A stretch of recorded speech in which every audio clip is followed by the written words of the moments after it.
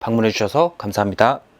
직장인분들은 흔히 워라밸이라는 단어를 자주 사용하시죠. 그래서 퇴근 시간을 굉장히 중요하게 생각을 하잖아요. 일하는 시간 그리고 일하지 않는 시간을 구분을 하는 거죠. 근데 이 책의 저자는 워라밸이라는 단어를 굉장히 싫어합니다. 애초에 워크와 라이프를 분리할 수가 있느냐는 거죠. 왜냐하면 사실 일하는 시간은 우리의 삶이라는 전체의 부분에서 굉장히 큰 포션을 차지하는 데다가 우리의 정신 건강에 안 좋은 영향을 미치죠. 그래서 많은 직장인분들이 뭐 스트레스나 아니면 우울증 같은 심리적인 불안을 경험하잖아요. 그럼 우리가 직장 시간 이외의 시간에서는 내가 가지고 있었던 이런 불안들이 영향을 미치지 않느냐? 그렇지 않죠. 직장에서 일하는 동안 얻었던 뭐 나의 건강 악화라든지 심리 불안 등은 그 이후의 삶에도 다 영향을 미치죠. 그렇기 때문에 우리가 생각하는 것처럼 물과 기름처럼 딱 나눠서 분리를 할 수가 없다는 겁니다. 그러면 왜 우리는 워크와 라이프를 딱 분리할 수 있다고 생각을 해왔을까요? 우리는 일을 이렇게 생각하죠. 내 생계를 위해서 어쩔 수 없이 해야 할 수밖에 없는 일. 그리고 힘들지만 일은 원래 힘든 것이기 때문에 그냥 버텨야 하는 것. 그래서 나의 삶에서 일을 떼어놓고 싶었던 거죠. 하지만 앞서 말씀드린 것처럼 이 일하고 라이프를 온전히 분리하기는 어렵습니다. 관련해서 질문을 하나 드릴게요. 저를 포함한 여러분들의 삶은 여러분들이 하는 일보다 가치가 있나요? 라고 질문을 받으면 당연히 내 삶은 내 일보다 훨씬 가치가 있죠. 라고 대답을 하겠죠. 하지만 누군가가 당신은 누구신가요? 라고 질문을 한다고 하면은 대부분의 사람들은 나의 직업으로 대답을 합니다. 우리들이 인정을 하던 안 하던 이 직업이라는 것은 우리의 정체성하고 굉장히 큰 연관이 있습니다. 그렇기 때문에 우리는 이 일이라는 부분도 내 삶에 포함시켜서 같이 안고 가야 됩니다. 그럼 내가 정말 싫어하는 이 일을 내 삶의 일부로 포함시켜서 가져가려고 하면은 그냥 가져가기만 하면 되냐? 당연히 안 되죠. 내가 하고 있는 일에서 어떤 의미를 찾아야 되는 거죠. 왜냐하면 내가 하고 있는 일에서 어떤 의미를 찾아야 어떤 보람도 있고 성취감도 있고 어떤 미래에 대한 희망과 그리고 내가 힘들 때 버틸 수 있는 힘이 되고 그리고 결정적으로 내가 죽기 직전에 후회를 하지 않습니다. 많은 사람들이 죽기 직전에 하는 가장 큰 후회가 돈을 쫓아서 내가 너무 일에만 몰두하고 있었던 것이라고 해요. 사실 그동안 우리는 이 일이라는 거에 대해서 일은 그냥 일이지 뭐 일에서 뭘 무슨 의미를 찾아 그냥 돈 벌려고 하는 거지 라는 생각을 가진 분들이 굉장히 많았죠. 저를 포함해서. 우리는 왜 그동안 일의 의미 혹은 삶의 의미에 대해서 진지하게 뭐 고민해 보거나 의문을 가져본 적이 없을까요?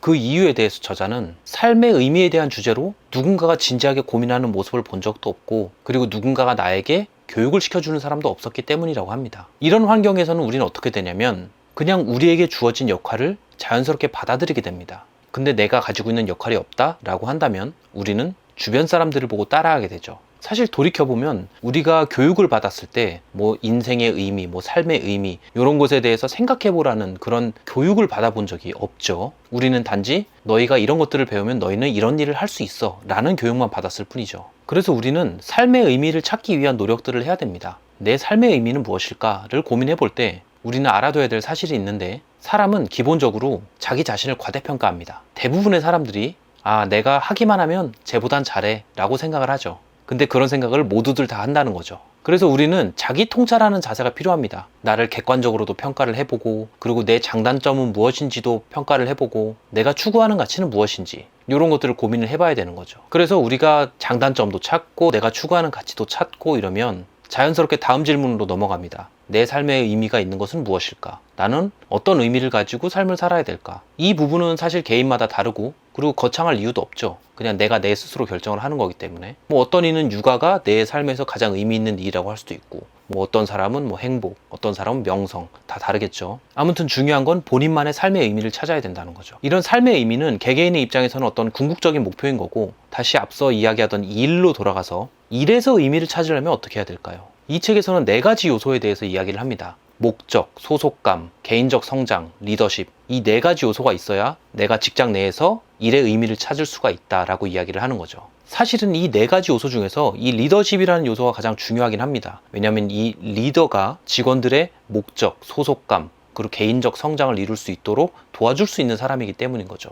하지만 여러분들도 경험을 하셨겠지만 많은 회사에서 이런 리더를 찾는 거는 거의 없다고 봐야죠. 그래서 우리는 자발적으로라도 노력을 해야 됩니다. 사실 목적, 소속감, 개인적 성장은 리더가 멱살 잡고 끌지 않더라도 내 스스로 시도해 볼 수 있는 것들이 있죠. 내가 하고 있는 일이 어떤 목적을 가지는지 생각해 보는 거. 그리고 소속감 같은 경우는 어떻게 보면은 내가 속한 집단에서의 내 주변 사람들을 만나는 건 운의 영역이 크긴 하지만 내가 노력할 수 있는 부분이 분명히 있죠. 내가 내 주변 회사 동료들을 그냥 회사 동료니까 회사 동료는 회사 안에서만 만나 라고 생각해버리면 그냥 그저 그런 남이 되지만 내 동료들하고 좀 친하게 지내야겠다, 친밀감을 형성해야겠다라고 하면은 그 안에서의 또 소속감을 느낄 수가 있게 되는 거겠죠. 그리고 개인적인 성장을 보자고 한다면 회사에서 하고 있는 내 업무가 내 성장의 방향과 잘 부합이 된다라고 하면 좋지만 그렇지 않은 경우에는 개인적으로 모색을 좀 해야 됩니다. 가장 좋은 방법은 회사의 자원을 쓰는 거죠.